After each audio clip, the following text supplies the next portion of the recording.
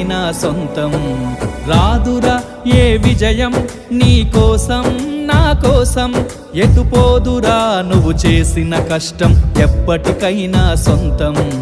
కాలంతో పయనించేవాడికి కానిది ఏముంది, సాధనతోనే సాధ్యమవ్వునని సదాశయంతో సాగర ముందుకు. రాదురా ఏ విజయం నీ కోసం నా కోసం, ఎటుపోదురా నువ్వు చేసిన కష్టం ఎప్పటికైనా సొంతం.